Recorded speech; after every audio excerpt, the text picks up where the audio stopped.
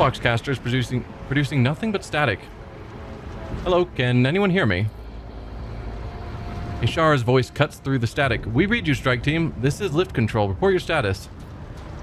Erlon is dead. Ishar responds after a brief pause. Acknowledge, strike team. Beginning the extraction of the priority cargo.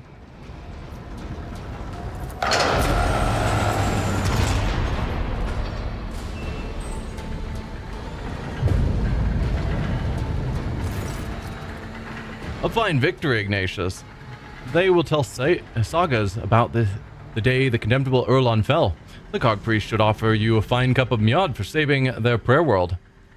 Thorvald nods at the two gaunt bodies in crimson robes lying on the floor. If you hadn't, Erlon would have bathed them in 100-fold more blood. As for you, Ulfar Thunderlong. Oh. Not Everlost. Ulfar Thunderlong, you have proven yourself. The Stormbiters will tell all about your feat and your roaring song. I thank you, Thorvald. You and your brothers fought well. You did the wolves proud. It will be my joy to share a cup with you at the victory feast, Ironhide. How's your pack, Thorvald? What are your losses? See, you and Ulfar have worked through your quarrels. What was hidden down there? What was the treasure that Erlon was after? That we don't know. How is your pack, Thorvald? What are your losses? Several of my brothers will carry on fighting their battles in the Allfather's host. The rest have survived. We've shed much of our blood, but a wolf's hide is tough and his spirit is stubborn. When you take us down, you had better finish us off. The Stormbiters live on this day and the next. I see you and Ulfar have worked through your quarrels. It doesn't become a noble warrior to bark at his battle comrade after a good fight. Ulfar Thunderlong has proven that the spirit of the baleful howl is alive and strong, so let ravens fly where he has walked, and let them tear at the bloody harvest left in his wake. May Blackmane guide you through the black of night, Ironhide. Know that if your pack calls, the baleful howl will always answer. And what was hidden down there? What was the treasure that Erlon was after? I know not. Calcazar's carols did not allow anyone into the hidden arsenal. All we could see was them dragging crates up to the surface.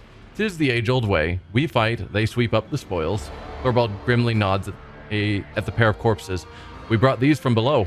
For all I know, it was his carols that killed them to seal their lips. You see no sign of violence on the two women's bodies, but their porcelain white skin proves without a doubt that they are dead. Their hands are clutched together in a death grip. The sweet scent of rotten meat prickles my nostrils, but it is not the fallen bodies I smell. It is the hands of the Inquisitor's minions. It is what my instinct tells me too. My heart never had a strong faith in Calcazar's words before, but now whatever phantom trust I had is scattering into smoke. We must ask questions and get the answers, by force if that is the way it has to be. Both wolves affirm the last words with fervent and murderous nods. Yikes. That is almost mutinous to just say, we're going to do whatever it takes to force the Inquisitor to tell us the truth. Because Inquisitors act with the authority of the Emperor for the good of mankind. Well, let's examine the Tech Priest bodies. Something strange has occurred to the two women's augmetics. It is as if they have begun to grow inside their flesh, spreading webs of metal around them. After taking a closer look, you realize that every augment seems to have begun mutating, developing new forms and functions not envisioned by their creators. It seems probable that this is what caused their demise. If Calcazar has some way of forcing tech to just grow and augment in strange ways, that's not good. Suddenly you hear a click inside one of the Tech Priest's bodies and her eyes open wide. A spasm shakes her gaunt limbs, making Thorvald clutch his weapon. Her lips twist into a crooked line, forcing out two words, the yoke. She's still alive, call the Medicae. Curious. Or do it, Thorvald, the heretic's corruption must have tainted her body. No, for now, she's alive, call the Medicae. Reconstruction, impossible. The woman's whisper is barely audible, but the weak voice that is coming from her pale lips still sounds more alive than the mechanical hiss of a vox. The shelter has fallen, the maimed hunter comes. Cessation of vital functions, inevitable. Her eyes momentarily roll roll back, and then a metallic churr inside her chest brings her back to consciousness. The Maimed Hunter. Reading the unit's noosphere signature. No evidence of corruption registered in the algorithms, detecting substantial logical disruptions within the augmetics. Threat level low. Let's inspect her wounds. There is not a single wound upon her white skin, but there is no doubt that she will soon perish. Her augmetics are failing as if they have been sabotaged by some entropic influence. For a moment, you consider it a sign of tech blight, but then you refute the thought. What you are witnessing is not decay, but transformation of the matter from which the tech priest's true flesh is made. Yeah. So it's not tech blight, it's not chaos, but some strange effect is transforming her metal. And we suspect it's caused by the Inquisitor, or the Inquisitor's agents, rather. Who are you? Magos Axiomantha Hanuman. That is my identifier. Another Hanuman? How many of them are there?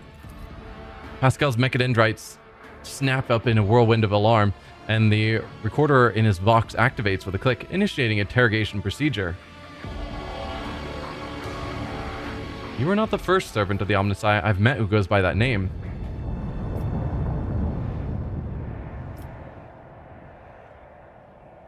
You spoke of a shelter and a maimed hunter. Pascal, permission to commence interrogation granted. You are not the first servant of the Omnissiah I've met who goes by that name. The tech priest responds with a faint and enigmatic smile. You have found yourself at the center of a tangle of paradoxicality. Yeah. You spoke of a shelter and a maimed hunter. What did you mean by it? This place was a shelter. The Lord Inquisitor hid me here. And not only me. A high-pitched groan of pain interrupts her words. The maimed hunter, a figure of termination, an unknown variable. Amernat's nemesis. I never met them, but I inferred their existence based on statistical evidence and logical conclusions. The portents of entropy foretell that the hunter is near.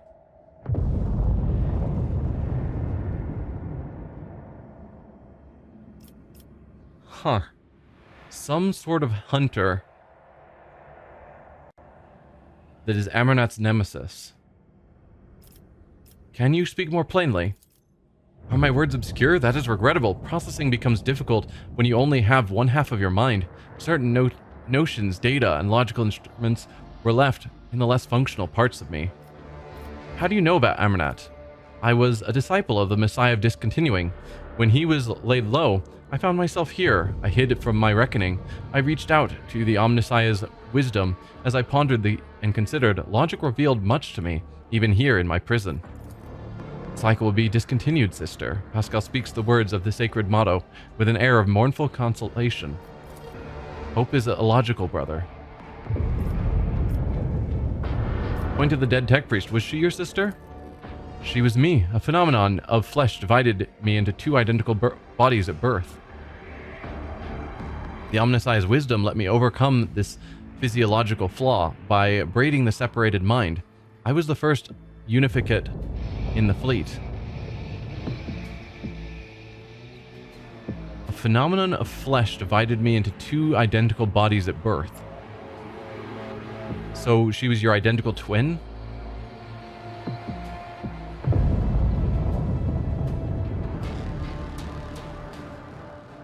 And then using tech, you merge the minds together. That's crazy. Now, this half of me is dead. The rest of my mind is fading. The sympathetic principle is insurmountable. The tech priest closes her eyes and starts whispering something incomprehensible, sinking deeper into the depths of oblivion. Creation of unificates is dangerous knowledge, and that has long since been denounced by many as a procedure not blessed by the Omnissiah. It is based not on a direct prototype envisioned by the precursors, merely on loosely connected technologies. Knowledge will not have the capacity to be absolute until the coming of the Omnissiah. We do not know of such pre-technology, but can we claim with certainty that it never existed? Do you remember stories about the Geminocrats, the twin magi who joined their minds in the devotion to Mars? I remember, Proponents of the right to create unificates base their defense on this momentous precedent. I don't really want Pascal to interrogate her because that seems violent, but I also want to learn all we can. Alright, Pascal, you are allowed to interrogate. Pascal switches to rapid binary trills, but Axiomantha merely shakes her head. Pascal demands loudly, "Our identifiers are identical. State the reason for the duplication." She closes her eyes and whispers almost deliriously, "A portent left by the Messiah, a cog pattern in which the righteous may see the Deus Mechanicus." After this less than coherent response, Pascal continues sharply, "I seek Archmagos Amanet. Where is he?" The Messiah discontinuing was revoked. Pascal says nothing for a while, then inquires thoughtfully, "The maimed hunter, what are the unit's status and parameters?" "Coming, concealed. Proceed with caution, for the hunter too sees the Messiah's signs." Pascal, what have you learned from your conversation? The unit lacks clear answers. Her cognitive abilities have been damaged, but analytical data suggests a higher validity to our identifiers being an exact match. It is not a consequence of malicious falsification. It is more akin to an act of purposeful direction. Estimated level of threat to Archmagos Amanet increased. The unit identified as the maimed hunter is now regarded as the most probable source of danger. Well, yeah. Well, I've learned enough about you. If you wish to know more, then hurry. The turning of the cog will soon cease. What happened to you? A pained shadow falls across her face. The chapel was attacked. The preservation protocol commanded me to hide within the inner artifactorium and block all outside access to it. Prolonged presence in close proximity to the object was prohibited by the algorithm, but the preservation protocol had a higher priority. The object affected me. I resisted. Resistance led to the structural change. Oh, so it's not that the Inquisition did something to her. She went to close proximity to whatever artifact they are protecting, and that started changing her. Strange. What object? The yoke. The weapon we forged at the Lord Inquisitor's command, the Destroyer of Worlds. He had them forge an object that mutates metal. Or mutates technology. Or maybe just causes it to expand, grow, change. Mutate might not necessarily be the correct term. I need more details. How does it work? What is this yoke? An enigma. The project was kept secret from everyone, including the Smiths. We forged fragments of it.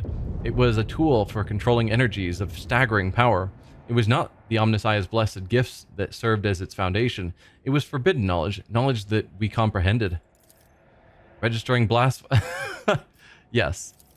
We were continuing the work of our mentor, Archmagos Armanat. It was his wisdom that made our toils possible. Axiomantha's words render Pascal speechless. What else do you know about this weapon? How did Calcazar learn of it? Against whom did he intend to use it? Against anyone. Its power is absolute. The first experiments with this tech relic were calamitous. The tech blight is merely its echo. Its potential is so much greater. She stops as if frightened by her own words. It never should have fallen into the hands of the laity, but the Lord Inquisitor stole it. Its secret was procured beyond the dimensional gate, beneath the dark stars, and passed over to Amarnat. Calcazar destroyed the Messiah of Discontinuing and robbed him, and claimed the secret for himself. Okay. So we're seeing more questionable choices by Calcazar.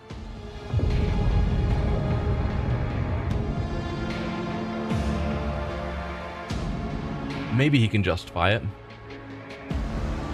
But we've seen several people that seem like they were fine, upstanding people that he's killed to conceal secrets or take knowledge that he wanted. He knows. She points to Thorvald. He was there. Thorvald glances at you in shame. She speaks no lies. The first task the Inquisitor gave us in the Expanse was to destroy a cult of tech heretics. The deed was done. This Amarnat, was he a good priest? Did Calcazar drag us into something foul? Ulfar looks away and rumbles heavily. I was there too. I fought those judged by Calcazar. Pascal's box sounds as if hot metal string just snapped inside. This unit is waiting for an explanation. Why did Calcazar need you to do it? At first, he tried to do everything swiftly and quietly, but his agents and the cog priests loyal to him failed to capture the leader of the tech heretics. That's when he realized he needed indestructible warriors. He needed us. The cog carrols were powerless against the wolves' might, and we brought carnage to the explorator's ships and worlds. Ulfar, why did you keep quiet about this? Ulfar mutters, his expression as dark as storm clouds. It was not my concern, only another's will, and it was the chapter's business. I've already told you more about the wolves than many of my brothers would have said in my place. Did not expect this from you, Ulfar. You betrayed my trust. I don't know about that. I mean, not telling us something that's relevant, yeah, that's not great, but they're telling us now, when it actually does become clearly relevant. I have no right to judge you, but Pascal does. No. Ultimately, they're soldiers given direction, and you don't refuse an Inquisitor's orders. I respect your oaths and do not think less of you. Or just, I understand, Space Wolf Ulfar. Both of these are fine. I respect your oaths and do not think less of you. Thank you. Ulfar looks away, and you can just make out the string of Fenrisian curses he utters. You can surmise who their intended addressee is. Pascal utters coldly, Unit Ulfar claims that he was a tool in another's hands. This statement has been archived. Then let every tool be treated as befits its function. Ulfar responds quietly and sullenly, You are a worthy ally. I never meant you or your brethren harm, Cog Priest. As befits its function. Okay, Pascal. What else do the wolves know about Amernat? Thorvald throws up his hands. Nothing, I swear on my honor. He disappeared, and so did his ship. There is no blood of his upon our hands. So Amernat managed to escape. But they managed to still grab the object for Calcazar. But Amernat is theoretically out there somewhere. Except, a lot of people have claimed Amernat is dead. I wonder how they know. Or are they just assuming that he's died at some point? What do you know about this secret weapon? I never knew there was a weapon. I was told of traitors, and I tracked them down. I claimed no trophies. I had no part in any dark intrigues. Do you think I would have wished that sneaky, scheming viper to get his hands on something so powerful? I wouldn't even trust him with my axe. Ah. It's not my place to judge you. You were following orders. You were wrong to obey Calcazar. He used you to commit a dark deed. I can't... Again, Calcazar is an Inquisitor who seems to be focused on the right tasks of trying to protect the Koronus Expanse. So until we get his side of things, I don't think I'm ready to judge him either. And following an Inquisitor is a good thing. So just being like, how dare you follow him? No. It's not my place to judge you. You were following orders. Thorvald frowns and says in a hollow voice, and yet doubts smother my heart. Did we sully our chapter's honor with deeds done for a dishonorable end? How exactly did the object affect you? A difficult thing to explain to a layman. Metamorphosis phenomena occur in the object's vicinity. Sacred technology and even ordinary plasteel start to behave willfully, shifting, restructuring, altering their fundamental attributes. Imagine yourself gazing upon the surface of water that was disturbed by a stone an era ago, but the ripples never stopped coming. That is what it felt like. The object propagated echoes of change. So is it willful is the term she used. Is it willfully changing it towards something, some pattern that it's trying to create? I guess the question is it just randomly altering things? Or is there a pattern that it is intentionally trying to create towards? Is it trying to create some special object? Or is it just disturbing whatever technology it comes in contact with in erratic ways? That's what I want to know. Her true flesh has betrayed her and become a heavy burden of metal within her body, something that is not of the omniscience design, something devoid of function. Pascal speaks the last word with an audible disgust and sorrow. Why are you revealing Calcazar's secrets to me? I was never his servant. I was forced to serve. When our circle was broken, he offered me a choice, submit or die. He threatened to kill half of me if I refused to forge for him. He needed Archmagos' Amernat's knowledge, and I had it. I saw no sense in resisting. You betrayed him too. Yes, our agreement comes easily and with a weak smile. Ethics are an insubstantial construction of emotion. I acted logically. I continued to comprehend rather than terminate my vital functions. I doubt I can learn anything more from you. It's difficult to process. Have I fulfilled my duty to the Omnissiah? May I rest now? She looks through you as though she can no longer see you. You are in need of help. Attempts to slow down the degradation process are irrational, for they only prolong my suffering. I wish to cease to be. Her eyes close. Brother, take my thoughts. I keep them. Keep them now. Her final words are a faint whisper. Knowledge will not fall into oblivion. Taking great care not to ruin the tech priest features, Pascal reverently extracts the neural cogitator from her skull, then does the same to her sister. The quest for knowledge is the Omnissiah's mission to us. Thorvald, did you understand what is happening here? Something foul. The Inquisitor seeks to use us to obtain a mighty weapon, and that he kept the design even from us, the Allfather's warriors, sows suspicion in my heart. Does he keep his lips sealed because he knows that we won't support his game? Does the worm of treason lurk within his mind? Could be. Send a voxcast to the ship. Stop the loading. I will inspect the trophies personally. Interesting call. I assume that's going to fail because Calcazar sent his own agents on this mission who we haven't seen them do anything useful. So their job is probably to ensure that this object makes it back to him no matter what, and that no one else finds anything about it. Returning to Footfall, I have questions for the Lord Inquisitor, definitely. Honor the fallen tech priest. May the Deus Mechanicus accept their souls. We're going to try this. Stop the loading. I will inspect the trophies personally, but I suspect this won't work. All you hear in response is a wheezing static. Yeah. Ishara, that conniving spittle, she silenced our vox voices. Thorvald tries to revive the caster to no avail. By the time we get back to the surface, the Inquisitor's mutts will be gone with their prize. I'm returning to Footfall. I have questions for the Lord Inquisitor. Oh, we didn't get to give the tech priest prayer as well. It's a shame. May the winds of the warp drive your Drekar swiftly, rogue trader, and may the truth not escape your grip.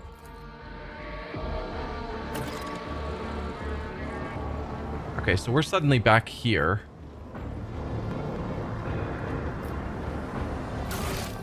Calcazar's interests in Euphrates II now seem stranger still in light of the tech priest Axiomantha's revelations. The Lord Captain is well within his rights to demand answers from the Lord Inquisitor about the nature of the fearsome weapon that was buried in the depths of Euphrates II, and about Calcazar's intentions regarding its use.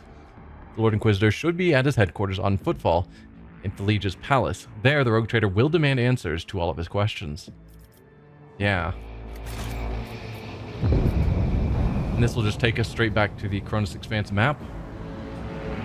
I guess we are done here. So let's head out.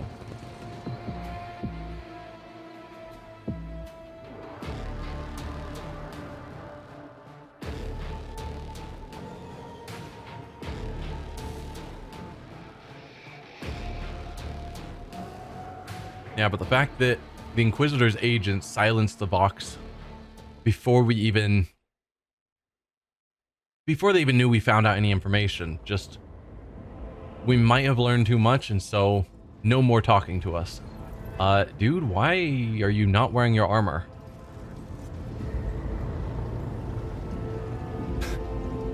Odd. But okay. So we meet again, Ulfar Thunderlung. Thorvald gives Ulfar a stern nod, then turns his steely gaze on you. Live long, rogue trader. Business has brought us to your Drekar. The traces of Halbrand's encounter with Ulfar's rock-hard forehead are still fresh on his face. The young wolf rests his hand on his axe. Greetings, brother. What brings you here? Ulfar returns Thorvald's look with an equally fierce glare. For some reason, he has forgone his magnificent armor today and stands on the bridge clad in little more than the physical perfection inherent to an angel of the Emperor. Long live comrades, Fenris Hylda. My Lord Thorvald, I shall immediately order every officer on deck to begin preparations for a feast. But I owe the pleasure. You come to quarrel again, or I did not invite you. Long live, comrades. Fenris Hjolda. Fenris Hjolda, we thank you for your hospitality and kind words, brave Huskarl. Thorvald's face breaks into a wide grin, his affected severity vanishing from his face. He rumbles solemnly. Brother Ulfar, you swore that you would stand for the honor of your pack, the Baleful Howl. Did you descend to Euphrates too with your brothers? Did you fight? The world my boots did tread. In fallen halls my victory cries I roared. The day the Allfather asked for a reckoning of my deeds, I will not be ashamed to tell of the siege of Euphrates. Who will bear witness to the truth of this wolf's words? I will bear witness. We know you, Ignatius. We have seen you in battle. We believe you. Show us the scars, brother Ulfar, that we may see the mark of your deeds in the flesh. I mean, what if he didn't get any scars in that battle? Because he kind of didn't. We just took him out real easy. I did not acquire my scars to show them off, brother Thorvald. Show the scars, brother. Show the scars. Thorvald's cry is echoed by the wolves, who bang their fists on their armor in time with their words. The ship begins to vibrate. Let's look more closely at Ulfar. Ulfar's decision to appear at this meeting without his armor suddenly makes sense. You are watching a ritual, and Ulfar's show of modesty is merely a part of the performance. So we could just be like, respect your brother's honor. He's a servant of the Allfather, not a braggart. Now, if this is a ritual, then we'll join in. Show the scars. Ulfar turns with ostentatious reluctance to let the light fall on the flesh, on the fresh marks he received on Euphrates too. You had no idea he had suffered such deep and grievous wounds. The crowd erupts in roars of approval. Thorvald raises his voice and shouts over his brothers. Did you take a glorious trophy in that battle as a token of your valor? Ulfar removes the horn he wrenched from the Hellbrute from his belt, and you notice that it is already carved with Fenrisian runes. The wolf proudly shows the trophy to his comrades, causing another explosion of cheers. Proudly thunders the baleful howl. Praise the Allfather for sending us such formidable and valiant brothers. Thorvald makes a gesture, and Halbrand removes a magnificent axe from his belt, presenting it to Ulfar with a deferential bow. Except from the Stormbiters, this gift in honor of the battle that was fought shoulder to shoulder. Grin of the Iron Wolf. 30 to 45 damage. It's a one-handed melee weapon. 50% armor penetration, 10 bleeding. Nice. So that's it? You're all best friends now? Thorvald, will you now tell Ulfar where to look for his brothers? Give us a new look at your axe. So that's it? You're all best friends now? Of course, rogue trader. Ulfar is our glorious brother, and any one of us would gladly die for him. Do not seek to understand wolves. Only one born on Fenris can understand the nature of our friendship and our enmity. And Stormbiters are my brothers. It has been an honor to hunt with you all. Thorvald, now will you tell Ulfar where to look for his brothers? The wolf hands you a data slate. The coordinates displayed on it are a monstrous distance from the inhabited worlds of the Expanse. I will not stand in Ulfar's way if he chooses to go searching. But, brother, you have proven the glory of your pack. Is it not time to sever this weird thread? With respect, I once again extend my offer to join the Stormbiters. The pack's plasteel marks are resting in Thorvald's outstretched hand. Forgive me, brother, but I must decline your offer, though my heart fills with joy at the thought of fighting alongside you. Ulfar draws a knife adorned with scarlet runes and slices his palm. I, Ulfar Thunderlung, swear before the Blackmane and by the blood of Fenris that I will not cease to seek my pack until my own eyes behold them, alive or dead. I understand, brother. Thorvald sighs with regret. May Blackmane run beside your path. Fortify yourself, stoke your rage.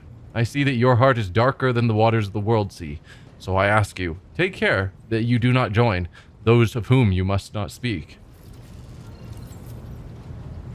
Of whom must you not speak?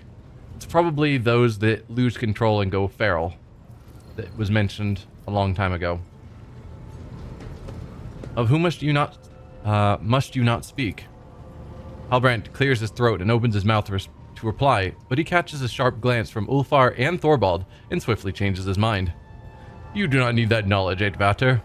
There are paths in the forest that only wolves ought to tread. Alright, Ulfar, give us a look at your new axe. Thorvald grins with pride as he looks upon the magnificent weapon. Our rune priest quenched it in the blood of the despicable word-bearers who fell on Euphrates II. The blade is enameled with bone meal from the tooth of a Fenrisian kraken, and inscribed on it are the names of all the brothers of the Baleful Howl pack. You know that a name inscribed on a Fenrisian weapon can mean different things, whether glorification of past heroes or commemoration of the fallen. Ulfar runs his fingers over the symbols, lingering first on one name, then another. You are no expert in Fenrisian runes, but you can make out these two, Arnulf and Skadi. Thank you for this gift worthy of the Vergir, Ironhide. Ulfar tests the weight of his new weapon, and his face bears that satisfied expression seen only on the face of true warriors who have found the perfect weapon for their hand. Ulfar, I see you have decorated that trophy from Euphrates II. With something of a flourish, Ulfar shows you the angular yet graceful script of runes that wind around and around the gleaming horn. When I return to Fenris, I will drink mead from this, while singing the saga of my march into the Koronus Expanse. So what now? Well, we should probably return to our Drekar. You sense a question mark at the end of Thorvald's statement. Ulfar's face becomes serious and he gives you a significant look.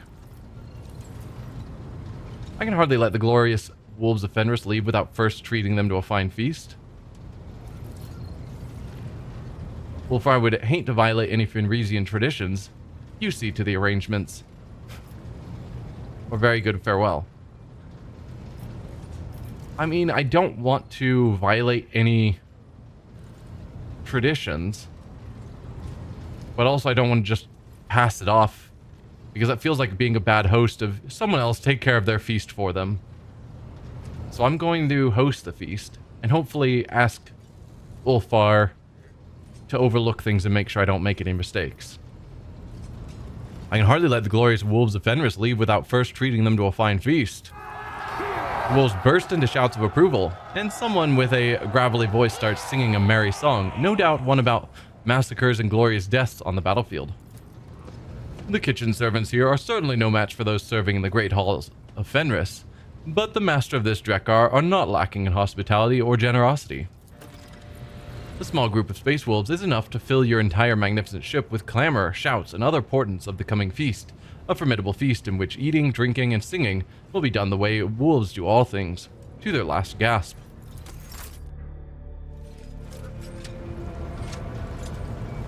Okay. So we now have direction for... I was gonna say for his quest, but we've now lost that quest. So let's talk to him, and I suppose we should probably also talk to Argenta.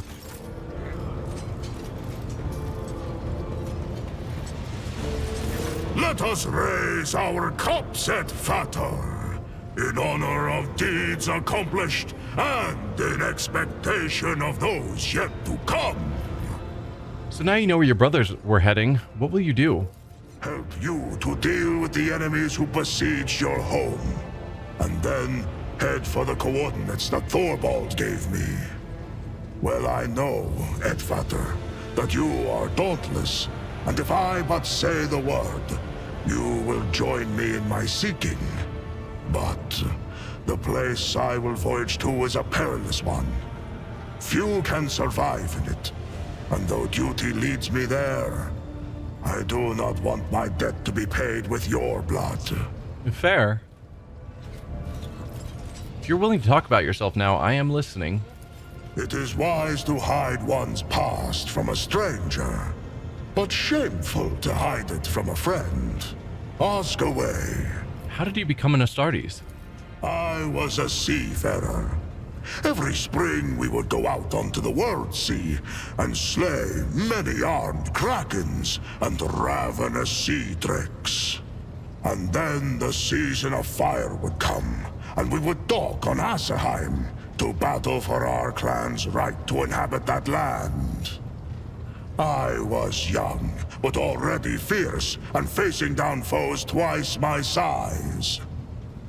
The chooser of the valiant, who had watched the fateful battle from the cliffs, deemed me worthy and took me to the Fang for healing.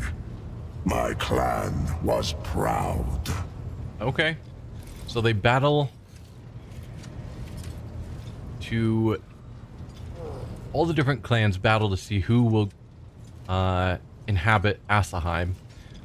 And at least from this, unclear whether his clan won, but he himself at least was valiant enough to this chooser that he was brought in for healing. I spent years in training before I passed through the dreaded gate of Mordkai, bowed on the runestones before both his heads, and walked into the Valley of Dreams.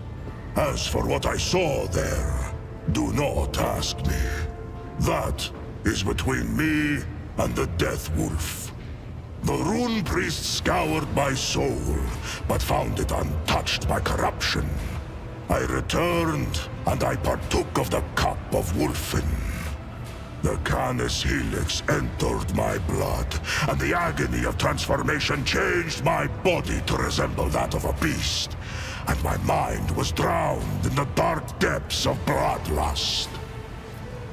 Epic. My return from the dark was long and cost me greatly. When I stood in the hall at the Fang once more, the Rune Priests imbued my body with the remaining gene seed and implanted the necessary organs. But those trials were nothing compared to what I had already endured. Space darkening, the wolf continues in a subdued tone. What happened in your final trial? When I overcame the darkness of Wolfen in my soul, I set out for the Fang. Every neophyte must undergo a hunt during this journey. One might fight a fearsome wolf, another a sly snow worm. I crossed paths with a doppelgrendel, a cunning and rancorous spirit. In a gravelly voice that sounds like the cracking stone, Wolfar answers. For 5 days and nights did we bring our wits and wrath to bear in battle. The spirit changed its guise, but in the end, I gouged out its eyes. Fleeing, it hissed a curse. Nowhere would I find an honorable death, vowed the creature. My saga came to an abrupt and inglorious end, like a noble banner moldering and fraying at the edge. When I made my return to the Fang, clutching that crushed eye, the Rune Priest looked at me, and his face grew grim. But he said not a word, save to confirm my victory. Do you believe the creature's curse holds any power? What if it's not a curse, but a gift of long life and many great exploits? Do you believe the creature's curse holds any power? Everything on Fenris has power. I have fought in 100 battles and suffered 100 injuries. Even wolves are not certain to survive such grievous maiming. But I always survived. And with each new victory, my thoughts took a darker turn. What if I truly am destined never to die with honor? What if my death will be foolish and inglorious? What if you're just never gonna die? I don't know what the lifespan is of space marines, but I know it's... You regularly hear of space marines that have lived to be multiple hundreds of years old. They probably are going to die eventually. Each time I bury a brother, I secretly envy him. Ulfar's mournful words land heavily, like cliff rocks cleaving off into the sea. His face darkens until it resembles a grim idol hewn by a primitive people. What if it's not a curse, but a gift of long life and many great exploits? A gift straight from the Seven Hells! What is the valor of a deathless warrior worth? Where is greatness in the exploits of one who shrinks from death? When the wolf time comes, and my fallen brothers march into the final battle, where will I be? Sitting alone in the fang beside a fire that went out long ago? Ulfar bellows angrily. The ages weigh heavily on my hands and heart, and one day I will be too tired and feeble to wake up and rush into the fray. What will they call me then? Ulfar, who slept through the battle? Ulfar, Mordecai's unwanted. At the last words, Ulfar makes a gesture to ward off evil. Well, if he is cursed to have a long life that ends foolishly and ingloriously, then him intentionally following after his brothers to an unknown danger where he'll, assuming he dies on that quest, he'll never be heard from again, just disappearing into the void like they did. And it's like, that could be the, you know, foretold cursed end. I don't know. You subject recruits to heinous trials. Why? The path of Astartes leads into the fangs of horror. Any threat that can be endured by the mind is one that mortals can handle. But we are needed where the unthinkable begins to happen. Things that understanding cannot help to bear. Things that, once beheld, turn minds into bubbling, pulsating dreck. An ordinary man who encounters this evil will go mad with despair. But we are incapable of feeling fear. It is simply not in our nature. Instead, we feel unbearable rage.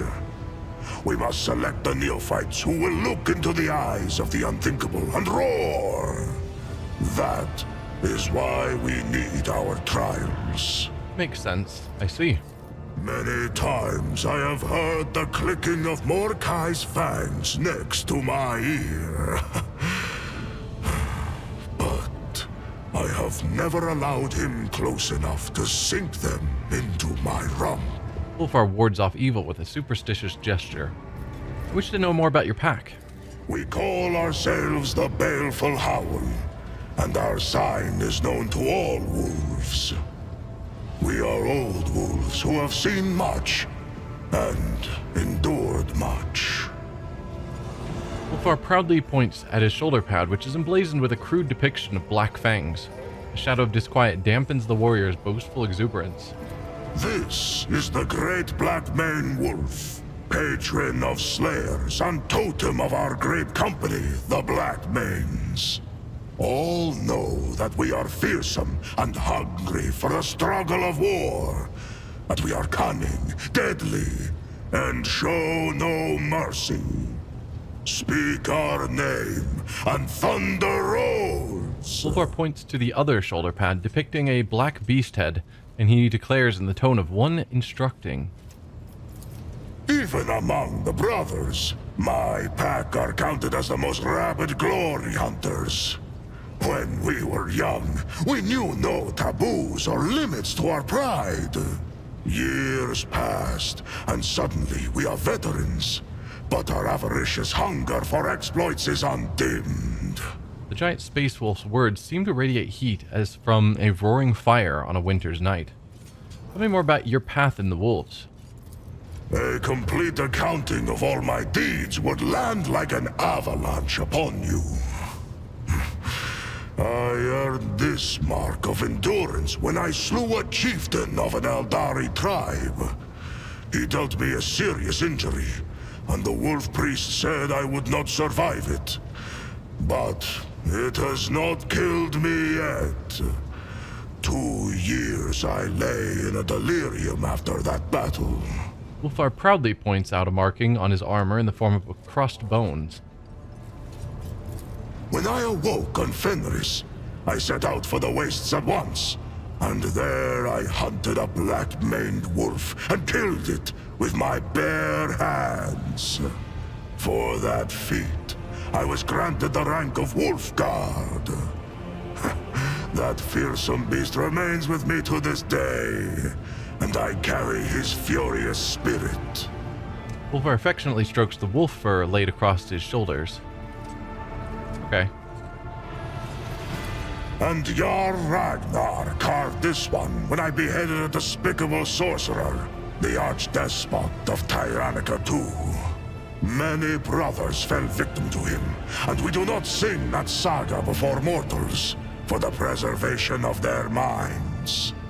Alas, I failed to behold my own glorious deed. My eyes streamed with blood, and I hunted down the sorcerer by scent alone. Warrior's bragging demeanor fades away, and his voice becomes thick and dark, like poison in a goblet. Wow.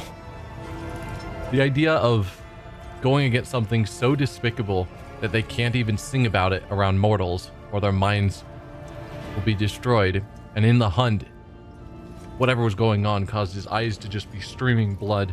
He had to hunt him down by scent. That is brutal.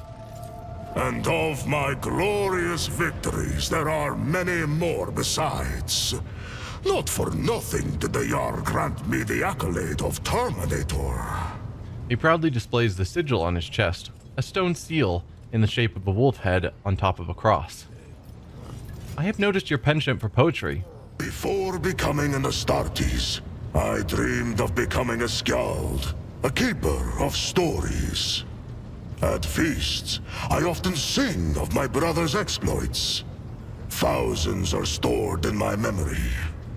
When I am near, wolves fight even more ferociously, for they know their deeds will be immortalized.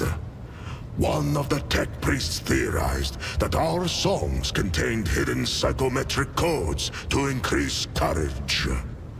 Maybe there is such a thing in other places, but on Fenris, our sagas are spun from memory, from respect, from pride.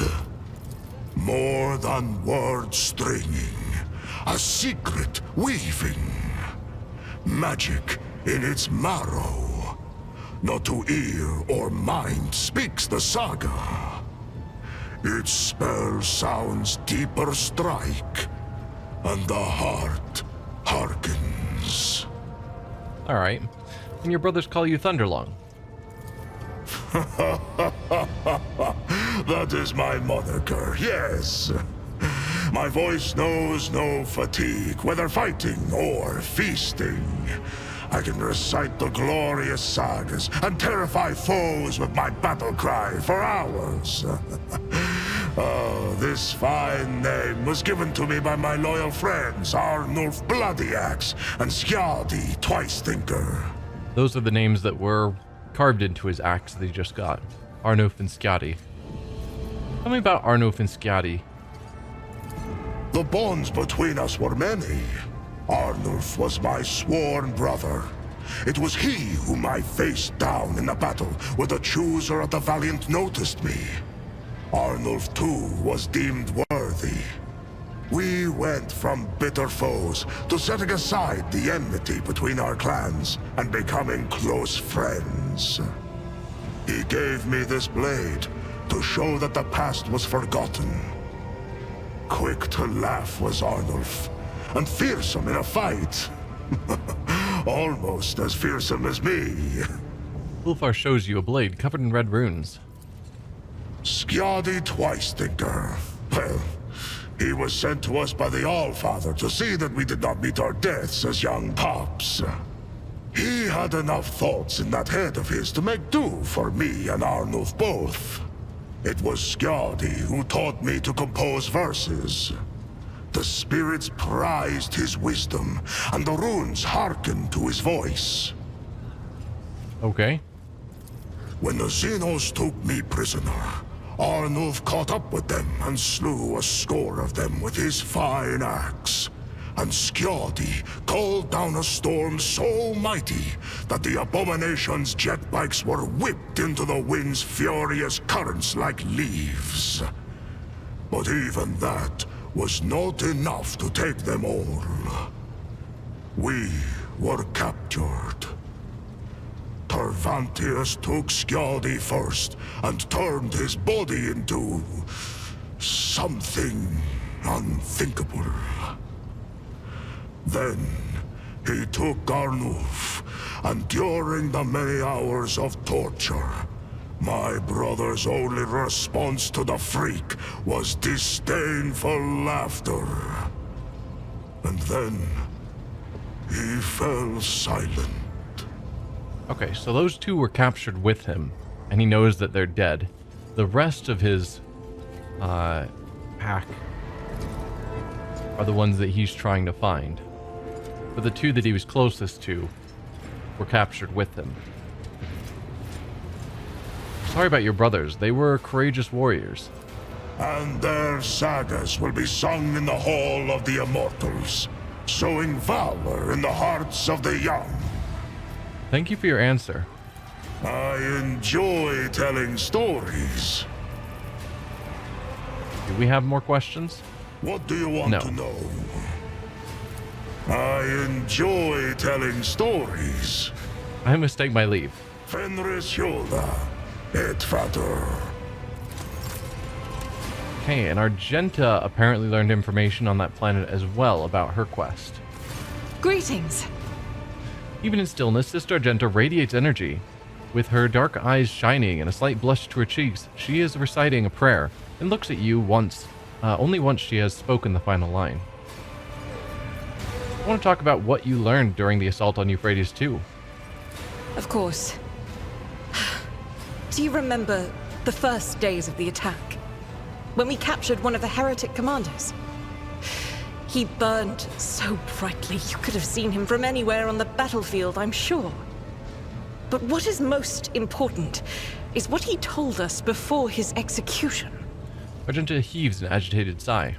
The heretic was one of Conrad Voigtfir's closest henchmen, and he revealed, screaming through the pain, what I had wanted to know for so long. The markers of the route to Salus Prime. The world my heart calls to. The heretics of the Final Dawn tried all they could to stop us, but they failed. Alright, well, thanks for your conversation. Until next time. Nothing more there. So she's going to approach us with news at some later point. But I guess at this point, we are ready to just continue on. Let's head back to the Koronus map. But I think rather than jumping into anything new, I'm probably going to end the stream soon. But I'm curious to see if anything else would happen, and I was right. Argenta does not try to hide her excitement. Rogue trader, at last we can speak. The victory on Euphrates II was invaluable in and of itself, but what great fruit it bore. I know the way to Salus Prime, the planet where a great relic of the Imperium lies hidden. Are you prepared for this journey? Excellent, we will set course for Salus Prime as soon as we can. Visit this planet of yours if I so desire. Are you prepared for this journey? My heart longs for battle, Rogue Trader. I have dreamt of a chance to kneel before the relic for so long, and it's right there on that planet. And so are the heretics who dared to stop me from doing so the last time. Excellent. We will set course for Salus Prime as soon as we can. My gratitude is yours, Rogue Trader. So if we go back to the map, where does that take us?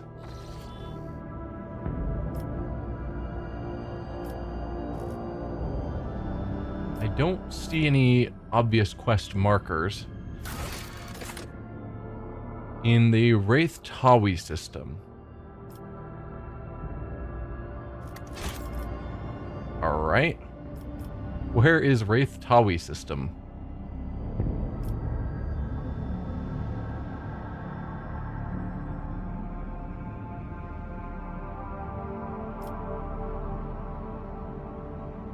I don't know. Ah, here. The one with the question mark. So it's from here that we would go over.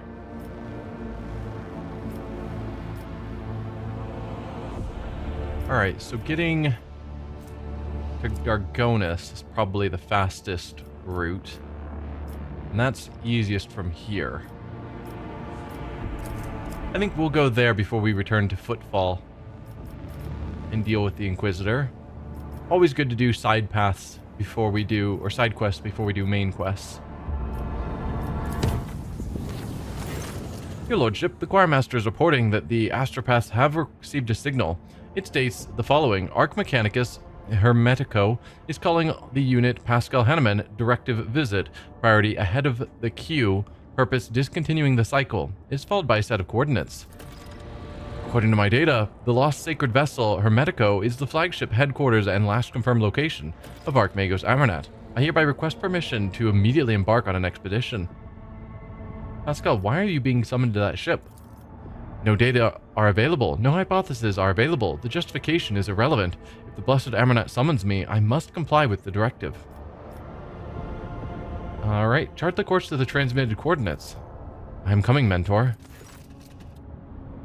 The enforcers from different decks on the Von Valentius vessel report a terrifying sight. The skin of some crew members has become translucent. Okay, we've seen that one before. Foulstone now needs us. We'll get there at some point. That was over here, I think. No. Foulstone was one of our planets. Here. We'll get there eventually. Where is Pascal's quest now? System Speculo. Alright, where are you? That's a name I recognize.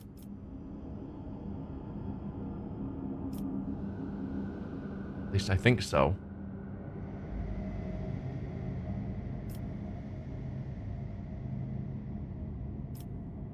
Maybe?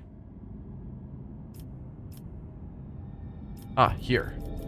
So, probably when we're on our way back to Footfall, we'll swing by there. So yeah, let's go up here to get to Argenta's quest. And we'll do Pascal's quest later.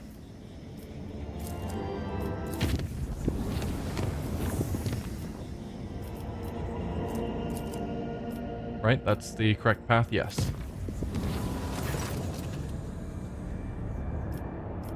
Yeah, we're gonna just steer past the warp reef. A 30% check is terrible.